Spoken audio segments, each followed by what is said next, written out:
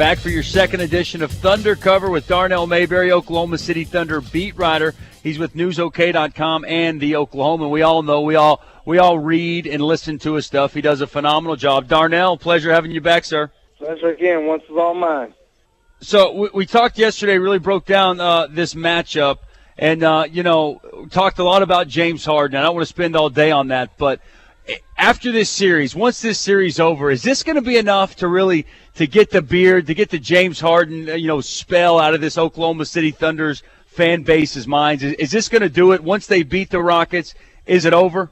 I think it helps. You also have to realize that, he was a beloved player for this team and this community. I had someone with the team tell me that he was the second most popular player behind Kevin Durant, and a close second at that. So ahead of Russell Westbrook, and we all can go to the games and see how much the fans love him, even if they were sort of slow to warm up to him. So James Harden was a beloved player, and I think it's going to take some time, but certainly a playoff series can help move that process along and help people get over it. Darnell, is this Thunder Rockets, is this the most entertaining series out there in the first round? Because you look at all the storylines surrounding it all throughout the season. Around the Thunder, the questions were, what are they going to do in the playoffs without Harden? And lo and behold, you get him here in the first round, and you're going to see right there front and center, Chesapeake Arena, James Harden's going to be right there. So is this the most entertaining series in the first round? I think it's right up there at the top. If you look at, that Denver and Golden State series, those are two high-scoring teams. But our man Barry Trammell did something on a blog on NewsOK today that basically laid out the numbers and, offensive points per game and offensive efficiency, things like that. Everyone thinks that the Nuggets and the Warriors are going to be two, run-and-gun teams, fast-paced. But the Thunder and the Rockets eclipse even the numbers that the Warriors and the Nuggets put up this season. So if you're expecting high energy, high octane offense out of those two teams, then you might want to pay attention to this Thunder Rocket series because it could be just as fun. I agree with that. My thing is, though, is it the most entertaining? Probably is as entertaining as a 8-1 seed matchup can be. You know what I'm saying? Right. I mean, because when I look at this, I got to say Clippers-Grizzlies. I mean, we saw them last year go to 7 games, and the Clippers were on the road, won that Game 7 there in Memphis, and the rematch again, the 4-5. Now L.A. has the home court. So as I look at this first round, that's the most entertaining for me. But I think that given that it's a 1-8, I think that the Harden storyline definitely adds to it and it makes this as compelling as you can make this series. You got to also remember, though, Memphis basketball is ugly. They hold opponents to 89 points a game. It's nasty basketball. It's tough defense. It's half-court style offense. So, I don't know, man. I think it's going to be fun because you got to remember what Houston could do now. They can light it up at any point. We saw what they did this year shooting from the three-point range. James Harden comes into Chesapeake and goes for 40-plus. So, I think there's some entertaining things there for sure. But I don't know. I mean, if you look at the different matchups, who are the Thunder fans going to be rooting for? What are the matchups we need to see different teams come out of for the best matchup for the Oklahoma City Thunder? I think if you try to look ahead, you could probably say that the Clippers and the Grizzlies, I think the Clippers winning that series would be the best case scenario for the Thunder because you don't want to face those Grizzlies. I mean, they got size up front. They got perimeter defenders. They got some three-point shooting. They're deep.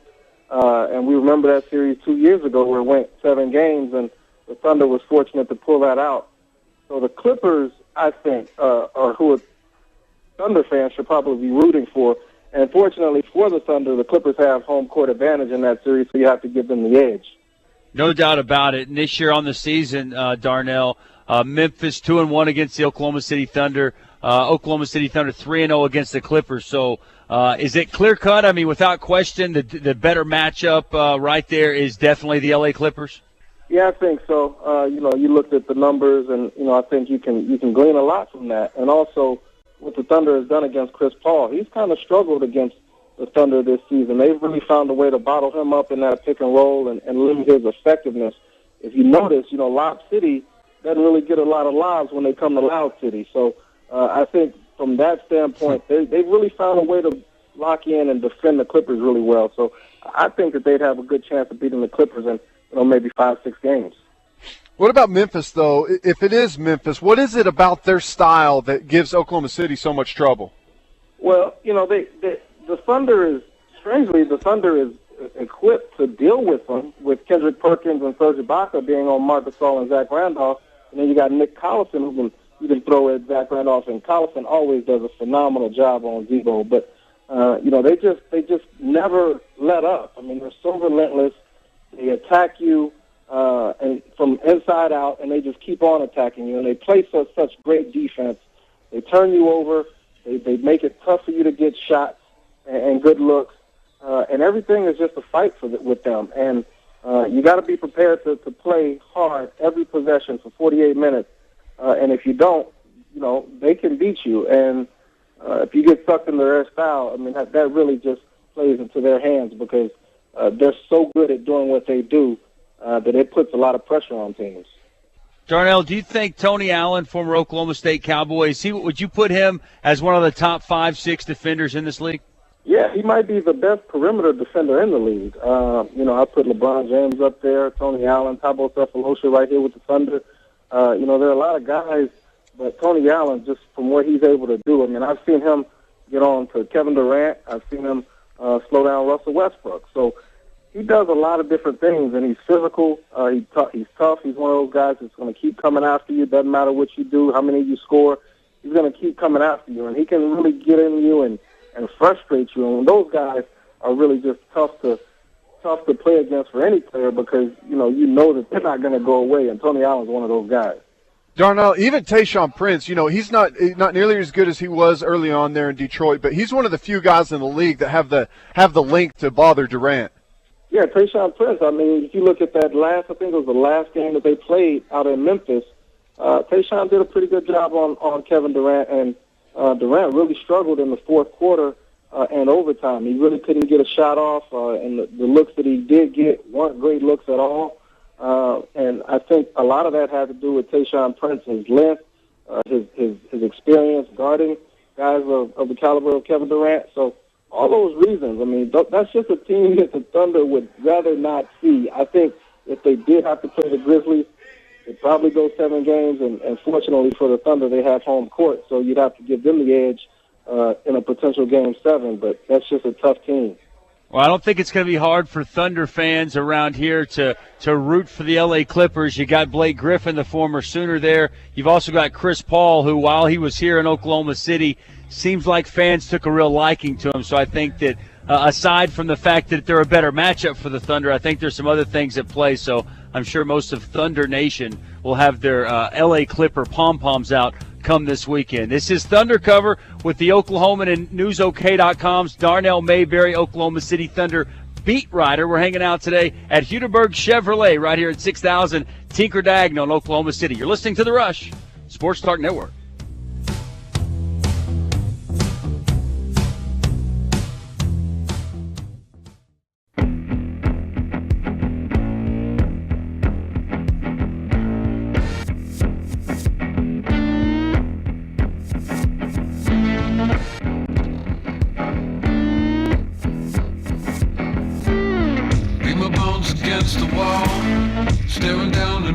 Rush is back, 5:18 on a Friday, closing out the week right here at Huderberg Chevrolet, 6000 Tinker Diagonal in Oklahoma City. 800-917-6007 is the number. Let's get back to Thunder Cover with NewsOK.com and the Oklahomans. Darnell Mayberry, Oklahoma City Thunder beat writer.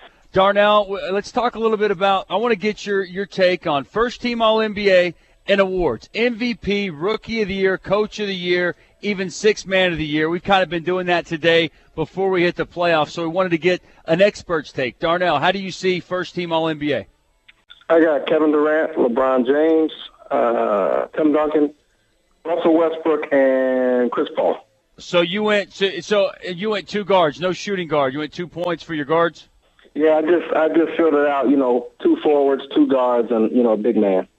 Okay, well, I can't really the only thing I have different, I had Kobe Bryant on there, and I had Chris Paul on my second team, but I had the exact same. I had Tim Duncan, LeBron James, Kevin Durant, I had Russell Westbrook. I think him and Chris Paul is ever so close, but I think the longevity, playing every single game at such a high level, really put it over the top for me. If you had to pick a point guard, though, Darnell, if you had to go one or the other, Chris Paul, Russell Westbrook, just based off this season, who would you go with? Man, that's tough because, Chris Paul means so much to that team, and he affects the outcome of the game on both ends. He's not the best on-ball defender, but he's a pest in the passing lanes, and we all know what he can do in terms of getting his teammates involved and running the offense. So, I love Chris Paul's game in terms of, how he facilitates and orchestrates for his team, but you can't deny Russell Westbrook and how much pressure he puts on opponents. I think Chris Paul is the best point guard in the league. I think that's pretty much clear in terms of just traditional. In the traditional sense of the word, you got to take Chris Paul. But in terms of durability, Russell Westbrook has never missed a game, and the fact that he is so explosive and can do so much with his athleticism, that's a close race, and Russell Westbrook is closing the gap extremely fast. How about the MVP? LeBron is the big-time favorite for everyone. The big streak they went on, the numbers he's put up, outstanding this season. But Kevin Durant has kind of been flying under the radar. The season he's put together, 50, 40, 90, just misses out on his fourth scoring title. The team keeps improving. They win 60 games. He's been the leader. He's been dominant. He's stayed healthy. Put together a really good season. And even Carmelo, the way he closed out the run he went on with the Knicks there down the stretch. So, LeBron's the favorite, but do you see anyone else even making a run at that thing? No, I think this could be one of those years where you see one or two voters go against the overwhelming favorite. I think Durant's going to get a couple votes, but it should be a unanimous decision. LeBron James has been that fantastic this year. I've had several people come up to me, even Serge Ibaka, before the start of the last game. He said he's trying to figure out why Kevin's not getting more love for MVP. And I tried to explain to him, there's a guy in Miami named LeBron James. You might have heard of him, Serge. He's just put so much work into his game that he's become a complete player on both ends. He was my defensive player of the year. That's how much I think of the guy, LeBron James, because I just feel like he's so good at both ends that he's carrying that Miami Heat team right now, and I just don't see any way that Kevin Durant makes any sort of run at MVP this year. Darnell's got him as MVP, Defensive Player of the Year. That takes care of a couple. In my estimation, Lillard clearly the Rookie of the Year out there in Portland. Yeah, that's another one of those. It should be unanimous. Let's hope that some voter in New Orleans or Washington or something doesn't get too cute and try to vote for Bradley Beal or Anthony Davis. Yeah, in Coach of the Year, this is one where there's actually a couple of different names up there that people are throwing around. George Karl, what he's done with the Nuggets has been outstanding. Even Thibodeau up there in Chicago, minus Derrick Rose. And then Spoelstra, they go on that long winning streak. So there's a couple of names being thrown around out there for Coach of the Year. Who you got? I went with Spoelstra, and I know that's three Miami Heat guys that awards that I've handed out to Miami Heat players and coaches, but I'm not a Miami Heat fan. I got a ton of respect for what they've done this season. That 27-game winning streak was incredible. Only one other team in NBA history had done that, and you have to give them credit. And I went with Spoelstra because to get a championship caliber team back playing at that level, when you're the defending champion and you can get them to focus throughout a long 82-game season that often gets boring. You can easily lose focus. He got those guys playing at a high level, and I think he needs to be rewarded for that. No doubt about it. You get a 27-game winning streak, second longest in NBA history. You definitely need some recognition. This is Thunder Cover with NewsOK.com and the Oklahomans' Darnell Mayberry, Oklahoma City Thunder beat writer. Well, I know you got mad respect for Miami, clearly. You're handing out accolades left and right to them. But I sent you a tweet yesterday. I thought it was interesting. I was asking, give me a big upset. Give me a big upset that you see coming. And you threw Indiana-Miami out there. Indiana upset Miami. Can you back that up today? No, see, you gave me that one caveat, and I said, you asked for major. I gave you major. That would be, I think, the most – it'd probably be the most the biggest upset since Golden State over Dallas a few years back, when Dallas was the top seed, and Golden State snuck in there as 8th seed and upset that Dirk Nowitzki-led Mavs squad. So I don't see it happening. I'm not predicting that. I just think that if there is any upset out there, that could be one of them. I got you. We almost saw that last year. Let's start breaking down these matchups for the playoffs. Let's start there in the East. You kind of going chalk there? Or you got anything right there that you think could be an upset? No, I see it, just playing out top seeds advancing, basically. How about in the West? A couple of decent matchups there. Denver, Golden State, that could be a matchup that a lot of people will be looking at. Golden State kind of closing the season off really good there. Steph Curry, he can shoot. They can score some points there. Do you see that as a possibility for an upset? Yeah, I mean, it's possible, especially with the Nuggets dealing with some injuries right now.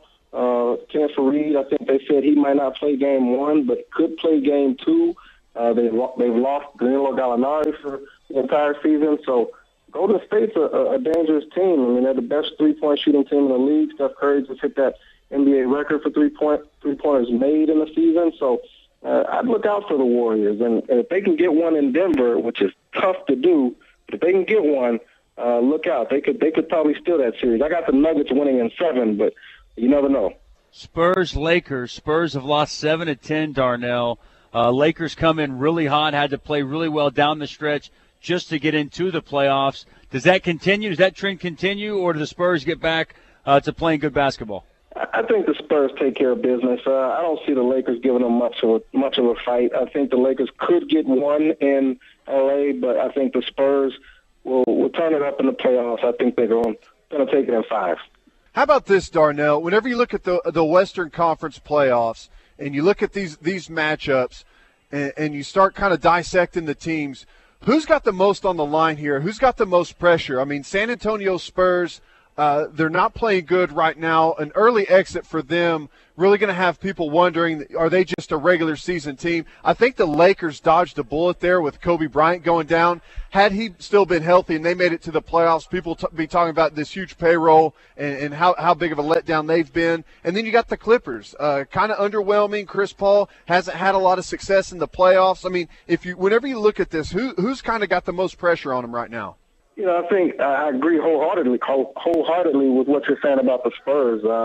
This could be a couple disappointing exits for them in consecutive years. I mean, I know they made it to the West Finals last year, but to lose 4 straight and to get bounced out of the West Finals like they did, I mean, that had to be disheartening. So if they don't make a run this year and really prove that they can be a good playoff team again, you might have to start looking at rebuilding and doing some things because, it can't just continue to go the way it's going. So the Spurs are one of those teams. I look at the Clippers as one of those teams. I mean, Chris Paul, what's he going to do? Is he going to stick around in L.A.? I mean, you would think he is, but they've got some questions out there with Vinny Del Negro coaching that team. They might have to get a new coach if things don't work out in the playoffs this year. So it's pressure on a lot of different teams. But the good thing for those teams is none of it really matters. I mean, you kind of project Miami to be there at the end and the Thunder possibly coming out of the West. So that's a good thing for most of these teams. No doubt about it. All right, Darnell, we'll talk to you again on Monday. Game is Sunday night. What are you expecting to see out of the Thunder Sunday night in the first game against the Rockets at the Peak? Well, I expect to see a win. The Thunder has really been locked in these last 2 weeks, and they know what's at stake. They know that, they want to probably try to get ahead in this series as soon as possible and get it over with as soon as possible. So I expect the Rockets to really run into a buzzsaw. I think they're going to really try to do a good job of bottling up James and the other guys, Charlotte Parsons, Jeremy Lin, those guys. It shouldn't be – I don't think it'll be that close, and I don't think it'll be that high scoring. I think the Thunder could run away with it behind the Chesapeake Energy Arena crowd and all the emotions that's going into James Harden coming back and that sort of thing. Should be a highly entertaining game, but I don't think it's going to be very competitive, if that makes sense.